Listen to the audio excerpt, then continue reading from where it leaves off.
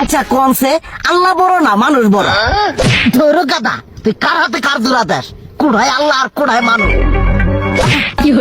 যেটা কবার কইছে ওইটা কন। আল্লাহ বড় না মানুষ বড়? আল্লাহই তো বড়। আল্লাহ বড়, তাহলে আল্লাহর কথা না হইলে মানুষের কথা শুনেন কে? তুই কি কইতাছস? কি এর আল্লাহর কথা মানে না মানুষের কথা মানে? হ্যাঁ, কি আর মানুষের কথা শুনেন তাই না? আমনে যে ওই দিনকে ডায়াবেটিসের রোগ নিয়ে যে হাসপাতালে গেলেন, ডাক্তার আপনার কত কিছু খাবার না করলো, সব কিছু না খাই এখন চলতেছেন।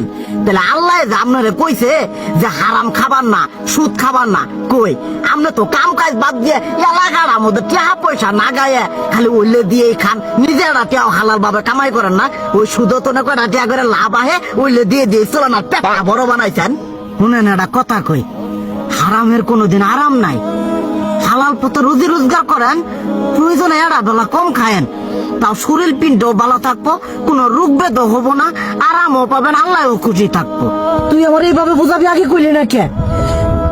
আসলে এই বিষয়টা তো আমি কখনো মাথায় এইভাবে নেই যে আমাদের কখনো ডাক্তার নিষেধ করলে ঠিকই আমরা নিষেধ মানি, কিন্তু উপর আল্লাহ যে কত কিছু নিষেধ করে দিয়ে সেটা মানি না।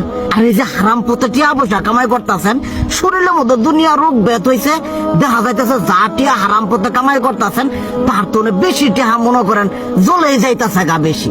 আজকের পর থেকে আমি আর এই হারাম সুদ খামো না, আমি হালাল পথে চলবো, হালাল টাকা পয়সা ইনকাম করবো।